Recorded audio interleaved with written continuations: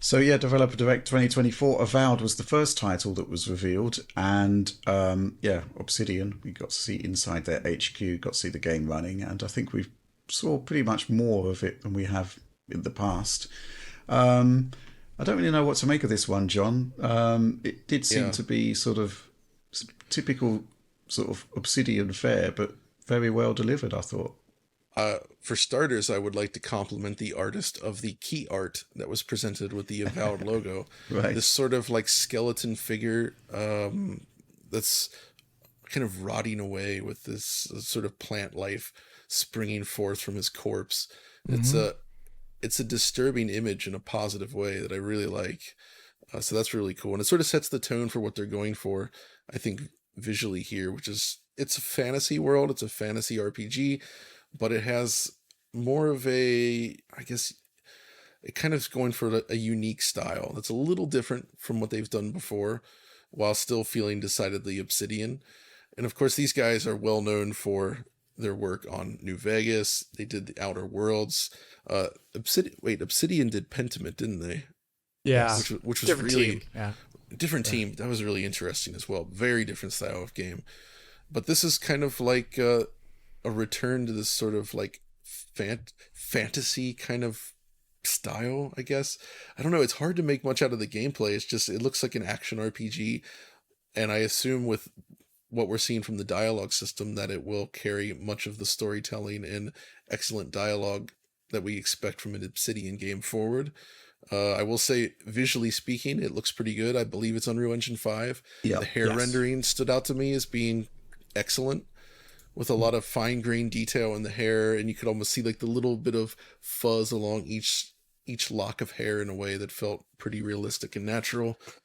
They're also doing some unique skin types on these characters, which is decidedly not human, Right. but still manages to look fairly realistic. It's well lit, well shadowed. It would seem that we're definitely seeing lumen and nanite used here based on the world density and the quality of the lighting and indirect lighting. Right. I'm looking at a close up here of the shadow does seem to resolve very well on the faces here, so I'm assuming VSMs as well. I'd imagine this is the full package for UE5. Seems that way.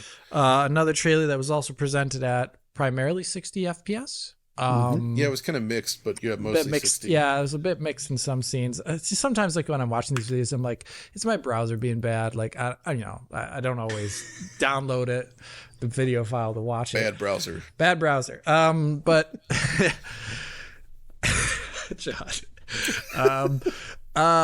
Yeah. I mean here, so I wasn't such a big fan of the last Outer Worlds game so much, mainly because I thought like some of the world scale issues annoyed me a little bit. Oh, like, yeah, I know. I see yeah, what you know, mean. like you're like, I just couldn't like imagine people living in these areas. And this is an old critique of like that goes back to a very old YouTube video by someone who doesn't post anymore named Mr. Bittongue. Yeah. About kind of criticizing Bethesda games in general for having this lack of believability for world size, and it's something that actually New Vegas did better. But when I was playing the Outer Worlds, I just kept thinking like, there's no way people live here, and there's no way. How are they surprised about like they have this little settlement, and then like outside the settlement, it's actually pretty small, but they're like surprised about things that are like just like a couple meters away from them. I'm always like, I just don't get the world scale here. Alex, I know.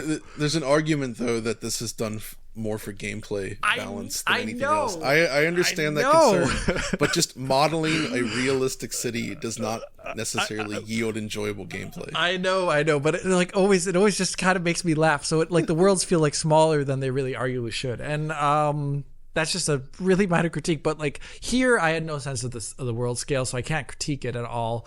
But it's probably more interesting to me than their previous game, which to me, I mean, I got it, but I wasn't such a big fan of it. I'm more interested in the combat here than in the previous game. I did like that they emphasized that you can just kind of take up the role of any of like your classes of typical RPG things like mage, Battle mage. mid-range, the battle mage, Lichdom battle mage. You could do your like warrior class with the shield and be more brutal. I did like those things. I mean, it was fine looking. You said the box art looked really great, but also at the same time, I was thinking like, oh man, imagine if it was even more stylized like the box art was. Oh, in like, game, yeah, in game itself. Like, I mean, I get UE5, but you know, like, what if it was I don't even know. more? I feel like their stylized? use of color though is really strong here. Like there's those scenes sure. with the sort of almost the mineral rich water. It has that reddish hue to it, contrasted against Right. the landscape in the sky. It feels very bold in its color choices. Although I just noticed that there seems to be SSR happening in this game. Yeah, There's where he did the wand over the water, and you can kind of see the. you can see the artifacts there. the stuff, yeah, like the wand or the fire effect over the water in the one shot, like So where that's- you see something that's in the foreground being reflected in the background. Because So I guess we could SSR. assume then it's probably using the Lumen software reflections Right. with SSR layered on top, Yeah, that would be. which makes sense. But Yeah, but it, like one of the things like just use Lumen hardware, please, for me. I know, but so like here, I think we probably put it at last because it was maybe the thing we were least excited about. Generally based on the presentation, I wasn't gelling as much with it as I was with almost every other title. I mean, Hellblade I also wasn't so super big on, but I think there was more to talk about there. Yeah. this is a absolutely case of a trailer that doesn't necessarily get you like super pumped, but you can expect that what they will make is going to be good. Yeah. Is the fair. way Yeah, I would absolutely. look And at I think those who really love Obsidian games are probably all over it. it. Yeah, Yeah, exactly. job done from that perspective. I think, in summary, this was a really good presentation, and it's kind of refocused attention on Xbox because these days, well, there's something weird going on with this whole multi-platform stuff to the point where Phil Spencer isn't saying anything, but Satya Nadella is.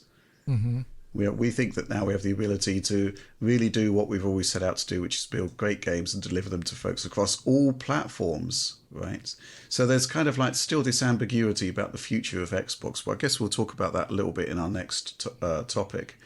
But at least this time, with this presentation, the focus changed back to the games, and there was, what could I say, there's just some fantastic stuff there to look forward to, and it's all this year, right? Which is another bugbear that people usually have about these kind of event videos that happen, which is it's always sort of in the far-flung future. This is all stuff that's happening this year. It's a really strong lineup, I think.